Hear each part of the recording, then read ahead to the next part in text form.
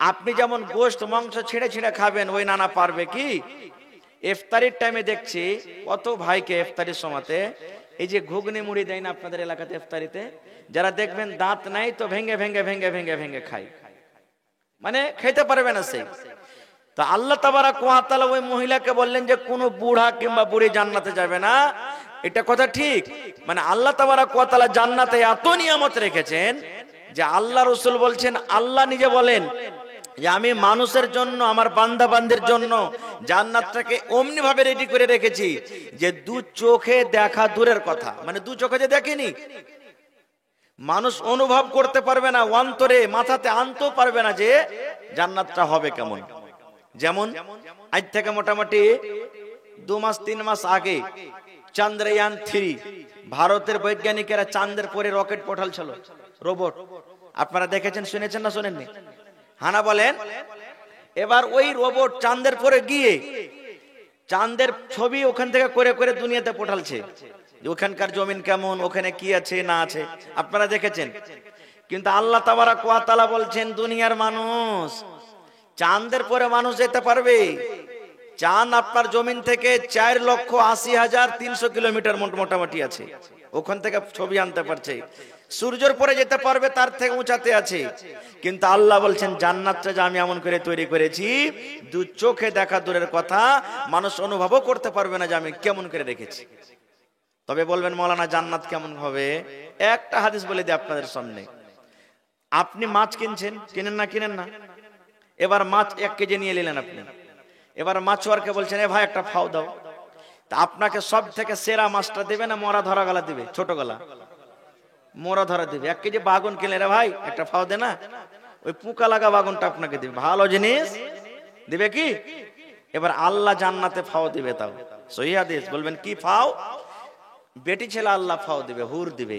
আমরা পুরুষ জাতি বেশিরভাগে মেয়ে ছেলেকে দেখে পাগল হই কি হই না? জি। তো আল্লাহ তাবারাক ওয়া তাআলা জান্নাতে ফাও দিবে।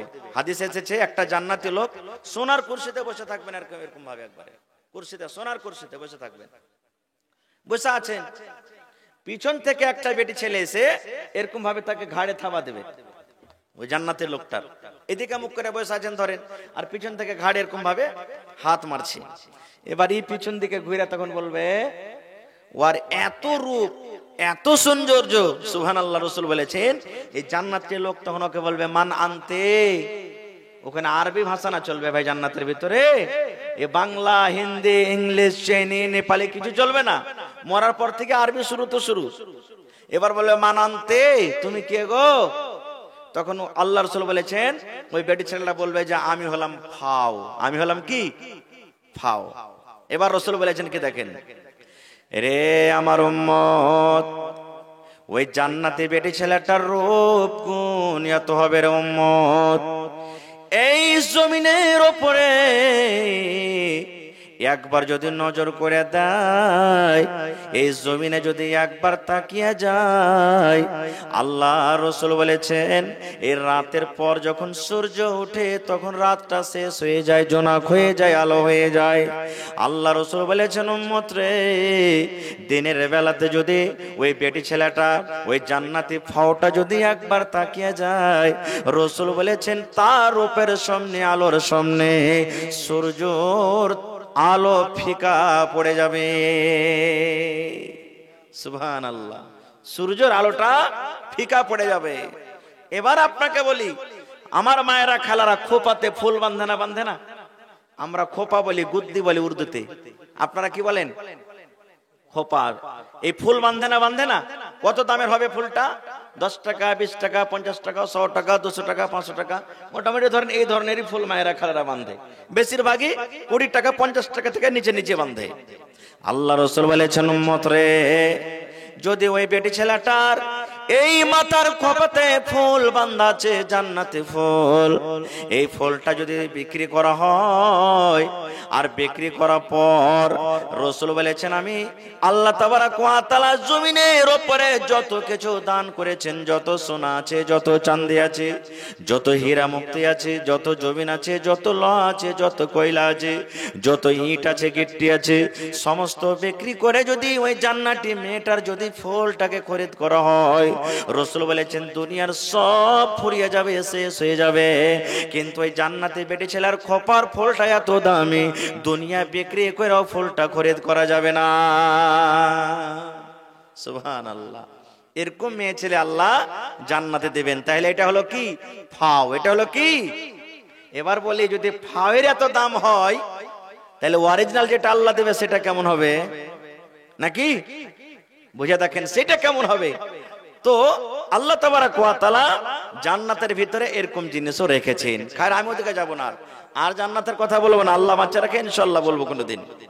তবে পৃথিবীতে কোন আমল করতে গেলে আল্লাহ জান্নাত দেবেন, আল্লাহ তাবারক ওয়া তাআলা রাসূল সর্বপ্রথম বলেছেন যে জান্নাতের আমল দুনিয়াতে অনেক রয়েছে, কিন্তু আমি সব কথা আপনাদের সামনে বলবো না, দু চারটা মাত্র হাদিসের কথা বলবো। আল্লাহর নবী বলেছেন জান্নাতে ঢুকতে গেলে, জান্নাতে যেতে গেলে, জান্নাত যাওয়ার আগে আগে রাসূল বলেছেন উম্মত রে, প্রথম কাজ তোমার হবে, যদি তুমি এক আল্লাহকে বলে বিশ্বাস করো, এক আল্লাহর পড়তে যদি তুমি ঈমান আনো, আর নবীর কথাকে যদি তুমি মেনে চলো, নবীর কথাকে সত্য মনে করো, নবীর পড়তে যদি ঈমান রাখো, নবী যা বলবেন, যা আদেশ করবেন, যা করবেন সেটা যদি তুমি মেনে যাও, তাসদিক করে নাও, তার বিনিময়ে আল্লাহ রাব্বুল আমিন তোমাকে জান্নাতের ভিতরে ঘর দান করবে। প্রথম কাজ আল্লাহর প্রতি বিশ্বাস, ঈমান, আর রাসূল যা নিয়ে এসেছেন তাকে মেনে চলতে হবে। রাসূল যেভাবে চলতে বলেছেন সেভাবে চলতে হবে। রাসূল যে কাজ করেছেন ওকে সত্য মনে করতে হবে, যা বলেছেন সত্য মনে করতে হবে। আচ্ছা বলেন তো আল্লাহ কয়জি ভাই? বলেন তো আল্লাহ হলেন কয়? একটু আমার কথা বলেন, আল্লাহ একটা না দুটা? আরো জোরে বলেন। আচ্ছা আপনাদের মজলিসের মধ্যে এই কথাটা কেউ বলতে পারবেন যে আল্লাহর বাবার নাম কি? পট করে বলেন তো। নেই? আল্লাহর মা, আল্লাহর দাদা দাদি, ভাই, স্ত্রী, বিবি, বাচ্চা, আল্লাহর কিছু নেই। এবার রাসূল বলেছেন এ উম্মত, শয়তান তোমার ভিতরে ঢুকবে। শয়তানকে আল্লাহ পাওয়ার না দিয়ে রেখেছে যে ও রগে রগে চলবে আপনার আমার। শয়তান ভিতরে ঢুকবে, ঢোকা পর তোমার উস্কাইবে কি? এই মনে মনে বলবেন আসমানকে কে সৃষ্টি করেছেন? তা আল্লাহ। জমিনকে কে সৃষ্টি করেছেন? তা আল্লাহ। আমাকে কে করেছেন? তা আল্লাহ। এই করতে করতে করতে শয়তান তোমাকে নিয়ে চলে যাবে। আচ্ছা বলো তো আল্লাহকে কে তৈরি করেছেন? আল্লাহ রাসূল বলেছেন উম্মত রে, যখন তোমাকে এরকম ভাবে শয়তান তোমাকে উস্কাবে, তোমার মাথাতে এরকম প্রশ্ন আসবে, ফাস্তাইজ বিল্লাহ, তুমি বাম দিকে মুখ খানা করে আউযু বিল্লাহি মিনাশ শাইতানির রাজিম পড়ে তুমি বাম দিকে 3 বার থুতু করে দাও। এটা হলো তার মন্ত্র, শয়তান দূর করার। এবার বলবেন কেমন করে আল্লাহর প্রতি ঈমান আনতে হবে? উদাহরণ অনেক আছে, একটা উদাহরণ দেব। আপনারা জানেন, শুনেছেন ঘটনা, শুধু আমি উদাহরণ রূপ 1 থেকে 2 মিনিটের ঘটনাটা বলবো। আল্লাহ রাসূল সাল্লাল্লাহু আলাইহি ওয়াসাল্লাম যখন প্রথমে দিনের দাওয়াত দিলেন লোকেদের মাঝে, অনেক মুসলমান হয়েছেন, তার মধ্যে একজন মুসলমান ছিলেন কি? হযরত বেলাল রাদিয়াল্লাহু তাআলা আনহু। দেখতে কালো, দেখতে কালো, ঠোঁট মোটা, সুবহানাল্লাহ, কিন্তু তার আজান শুনে মদিনা পাগল হয়ে গেছিল। সুবহানাল্লাহ। ওই বেলাল রাদিয়াল্লাহু তাআলা আনহু মুসলমান হয়ে গেলেন। আর গোলামটা কার ছিল জানেন? উমাইয়া বিন খালফ। তখন মুসলমান হয়নি উমাইয়া বিন খালফ, এটা একটা মুশরিক কাফিরের গোলাম। হযরত বেলাল রাদিয়াল্লাহু তাআলা আনহু মুসলমান হয়ে গেলেন। ওর মালিক জানতে পেরেছে যে আমার রাখাল, আমার চাকর, আমার গোলাম বেলাল মুসলমান হয়ে গেছে। বেলালকে একদিন ডাকছে ওর মালিক আর বলছে, বেলাল তুমি নাকি মুসলমান হয়েছো, তুমি নাকি ইসলাম ধর্ম কবুল করেছো, আরে মুহাম্মাদের ছেলে মুহাম্মদ, আব্দুল্লাহর ছেলে মুহাম্মাদের প্রতি তুমি ঈমান এনেছো নাকি? বেলাল বলছেন, জি হুজুর আমি মুসলমান হয়েছি। জি মালিক আমি মুসলমান হয়েছি। প্রথম দিন ওয়ার্নিং দিচ্ছে বাদশা, ওর মালিক যেটা, রে বেলাল তুই আমার বাড়িতে থাকিস, তুই আমার বাড়িতে খাস, তোকে আমি কাপড় দিই, তেল দিই, সাবান দিই, সব দিই। এই বেলাল যদি তুই এই মুহাম্মদের ধর্মকে না ত্যাগ করিস, ইসলামকে তো যদি ত্যাগ না করিস, বাপ দাদার ধর্মে যদি তুই ফিরে না আসিস, তোকে চাকরি থেকে বের করে দেব, তোকে নৌকরি থেকে বাদ দিয়ে দেব, চাকরি থেকে তোকে বাদ দিয়ে দেব। এ বেলাল, তুই মুহাম্মদের ধর্মকে ছেড়ে দে। একদিন হয়ে গেল, আবার দ্বিতীয় দিন তার মালিক ডাক দে বলছে, বেলাল রে, বল তুই মুহাম্মদের ধর্মকে ছেড়েছিস কিনা? বেলাল রাদিয়াল্লাহু তাআলা আনহু বললেন, এই আমার মালিক, আমি মুহাম্মদের ধর্মকে ত্যাগ করতে পারবো না, মুহাম্মদের ধর্মকে ছাড়তে পারবো না। আমি কালিমা লা ইলাহা ইল্লাল্লাহ পড়ে মুসলমান হয়েছি, আমি এক বলে আল্লাহকে বিশ্বাস করেছি, আল্লাহ হলেন এক, আমি আল্লাহকে কোনোদিন ছাড়তে পারবো না। যখন এর কথা বলা, এরে আমার বিক্রমপুর গ্রামের মায়েরা, খালারা, ভাইরা শুনে নিন।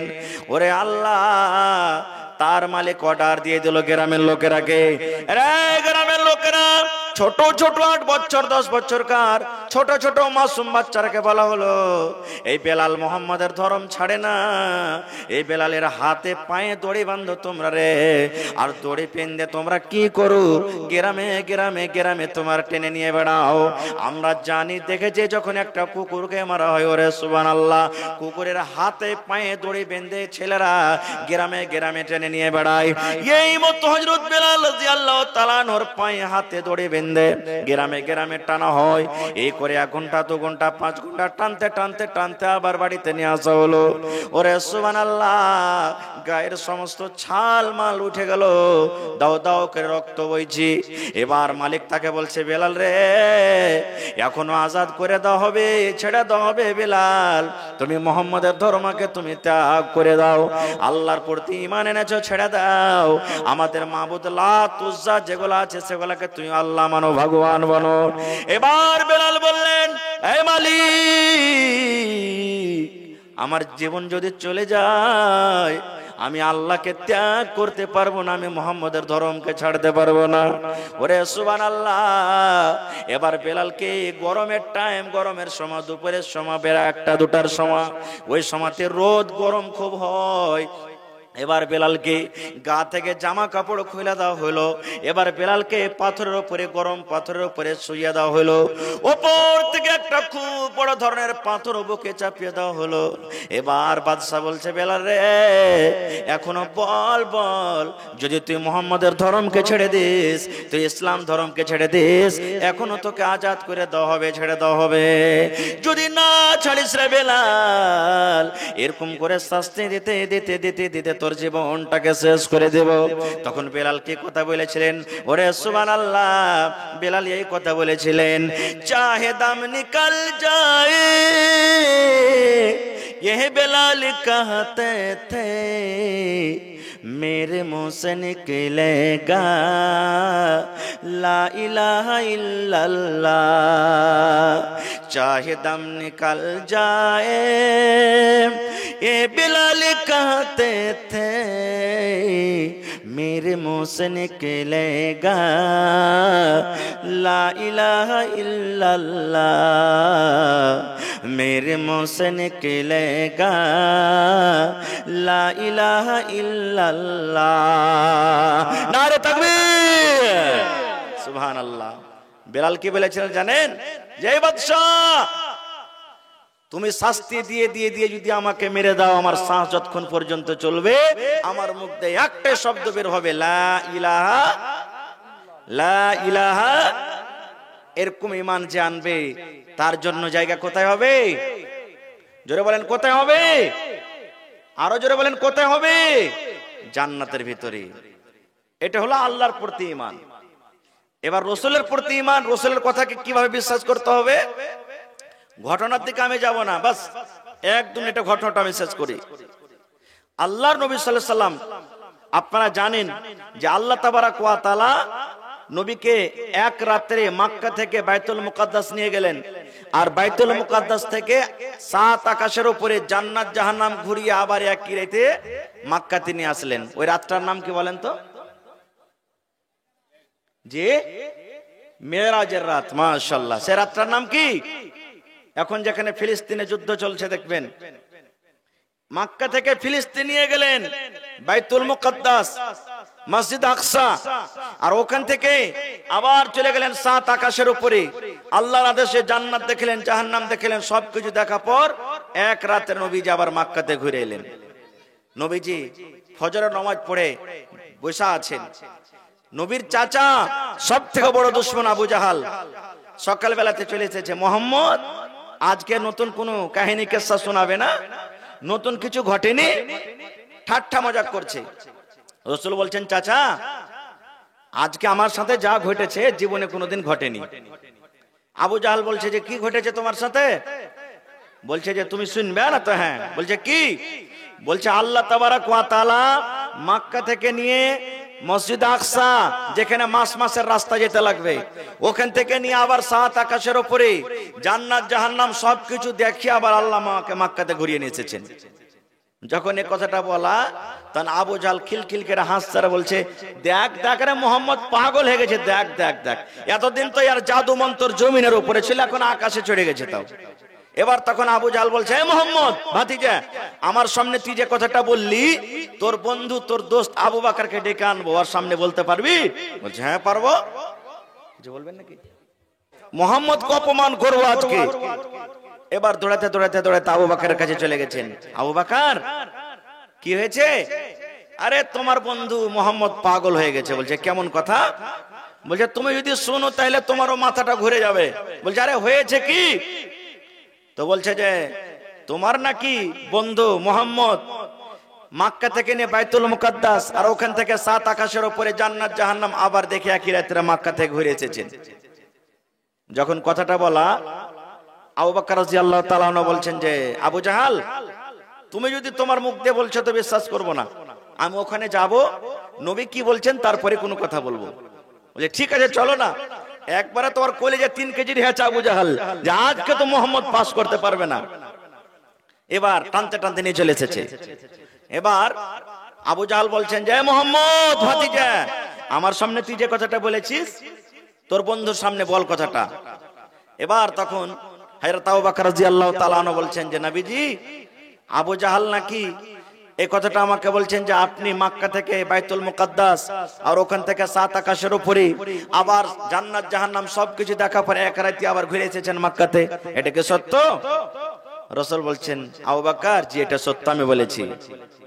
যখন কথাটা বলা, রে সুবহানাল্লাহ, হযরত আবু বকর রাদিয়াল্লাহু তাআলা আনহু বললেন, আরে আবু জাহাল, আমার নবী আল্লাহ এক আছেন বলেছেন, এক আল্লাহর প্রতি ঈমান এনেছে, আল্লাহকে জীবনে কোনোদিন দেখেনি, জান্নাত দেখেনি, জাহান্নাম দেখেনি, ঈমান এনেছে।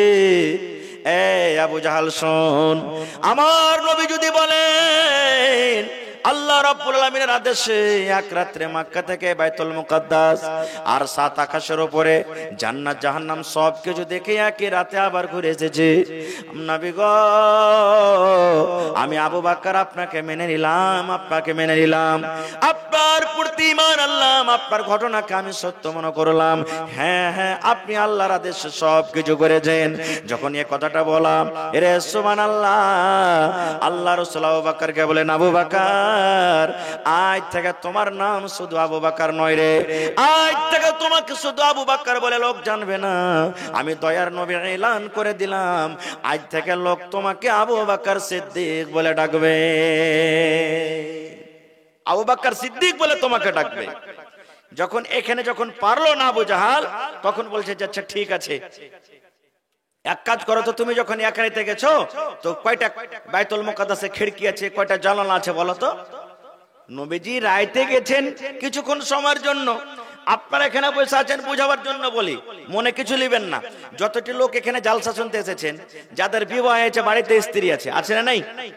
এবার আপনাকে যদি আমি বলি যে হাজি নানা কিংবা হাজি ভাই, আপনি যে আজকে বাড়িতে এসেছেন, তা আপনার স্ত্রীটা কোন কালারের কোন রঙের শাড়ি পরে আছে বলেন তো আপনি? বাড়িতে হাতে কয়টা চুড়ি আছে, কোন হাতে কয়টা আছে, কোন কালারের চুড়ি আছে বলতে পারবেন? পারবেন বলতে? কারণ আপনার আমার স্ত্রী তো সব সময় কাছে, তবে যদি বলতে না পারি, এটা কোন বাজে সওয়াল দেখেন।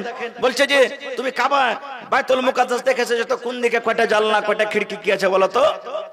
ওরে সুবহানাল্লাহ, যখন এই প্রশ্ন করে দিলেন, আল্লাহ রাব্বুল আলামিন জিবরিল ফেরেশতাকে ডাক দিয়ে বললেন, রে জিবরিল শোনো, আমার নবীকে আবু জাহল প্রশ্ন করে দিয়েছে, আমার নবীর কাছে কোনো উত্তর নাই, কোনো প্রশ্নের উত্তর নাই। আমার নবী ভাবা চিন্তাতে পড়ে গেছে, রব্বুল আলামিন আজকে আবু জাহলের সামনে কেমন করে আমি পরীক্ষাতে পাস করব। আল্লাহ তুমি কোন রাস্তা দাও। আল্লাহ রাব্বুল আলামিন আদেশ করলেন, জিবরিল রে, আমার নবীর জন্য তুমি রাস্তাকে আসান করে দাও। যাও যাও যাও, বাইতুল মুকাদ্দাস তুমি উঠিয়ে নিয়ে চলেছো, কিংবা বাইতুল মুকাদ্দাস পর্যন্ত আমার নবীর জন্য রাস্তাকে আসান করে দাও। বাইতুল মুকাদ্দাসের ছবিটা আমার নবীর সামনে করে দাও। আবু জাহাল প্রশ্ন করবে আর আমার নবী বাইতুল মুকাদ্দাস দেখে দেখে উত্তর দেবে। সুবহানাল্লাহ। এটা বিশ্বাস হয়েছে না হয় না? এরকম বিশ্বাস হয়েছে না হয় না? অবিশ্বাস করার তো কোনো কথাই নেই এখানে। এর উদাহরণ দিচ্ছে আল্লাহ দুনিয়াতে বুঝার জন্য সবকিছু দিয়েছেন। আপনার বেটা চলে গেছেন সৌদি আরব, আপনার বেটা কাতারে আছে, আপনার বেটা কলকাতাতে আছে, আপনার বেটা দুবাইতে কাজ করছে, বড় মোবাইল নিয়ে আপনাকে ফোন লাগিয়ে দিয়েছে, বিনা তারে, তার নাই কিছু নাই, 1 সেকেন্ড আপনার রিং বাজলো। ওরে সুবহানাল্লাহ, আপনার ছেলের মুখ খানটা কেমন, আপনার ছেলের জ্ঞান খান কেমন, আপনার ছেলের হাতটা কেমন, আপনার ছেলে কোন জায়গাতে আছে, আপনার ছেলে কি করছে, আপনার ছেলে কোন ধরনের জামা পরে আছে। আল্লাহ রাব্বুল আলামিন মানুষকে জ্ঞান বুদ্ধি এমন দিয়েছে, সাথে সাথে সাথে বড় মোবাইলে ভিডিও কলিং এ মানুষ দেখতে পায়। পায় কি খায় না বলেন? পায়। যদি মানুষ জ্ঞান বুদ্ধি করে এতখানি করতে পারে, তবে আল্লাহ রাব্বুল আলামিন কেন নবীর সামনে বাইতুল মুকাদ্দাসের ছবি করতে পারবেন না? পারবেন কি পারবেন না? এবার মানুষের জ্ঞান আল্লাহর জ্ঞান কতক্ষণে বুঝে দেখেন। আল্লাহ রাসূল সাল্লাল্লাহু আলাইহি সাল্লাম একবার সমুদ্রে, আল্লাহ রাসূল সাল্লাল্লাহু আলাইহি সাল্লাম পুকুরে, নদীতে, এই যে সুই আছে বন্ধুরে, সুই কেতাসিয়া সুই, এই সুইয়ের কুমাবে পানিতে ডুবিয়ে দিলেন। পানিতে ডুবিয়ে দেওয়ার পর রাসূল সুইটাকে এরকম ভাবে উঠিয়ে নিলেন। এবার পানি কতক্ষণ লাগবে? সামান্য সুইয়ের মাথাতে পানি লাগবে। নবী যে সুইটা উঠিয়ে নিলেন, আর উঠিয়ে নেওয়ার পর সাহাবীরাকে বলছেন, সাহাবীরে, এই সমুদ্রে পানি রয়েছে, সমুদ্রের হিসাবে সুইয়ের মাথাতে কতটুক পানি এলো? সাহাবীরা বললেন, নবীজি রায়ের সরিষার দানাভর পানি এলো। আল্লাহ রাসূল বললেন, সাহাবীরে, এই সমুদ্রে পানি রয়েছে, আর সমুদ্রে পানিতে সুই ডুবিয়ে যতখানি মাথাতে পানি এলো, এতখানি বরাবর আল্লাহ রাব্বুল আলামিন গোটা পৃথিবীর কিয়ামত পর্যন্ত যত লাখ আসবে, অত মানুষকে আল্লাহ শিক্ষা দিয়েছেন, ইলম দিয়েছেন। আর সমুদ্রে যতটুক পানি আছে সমস্ত এতখানি ইলম আল্লাহ রাব্বুল আলামিন নিজের কাছে রেখে দিয়েছেন। এবার বলেন, একটুখানি জ্ঞান বুদ্ধি পেয়ে যদি মানুষ এক দেশ থেকে অন্য দেশে নিজের বাপকে, মাকে, ভাইকে, স্ত্রীকে, বেটাকে যদি দেখতে পায়, তা আল্লাহ তাবারক ওয়া তাআলার কাছে যে সমুদ্রের ইলম আছে, বলেন সে আল্লাহ কি নবীর সামনে বাইতুল মুকাদ্দাসকে সামনে করতে পারবে না? জোরে বলেন, পারবে কি পারবে না? পারবে।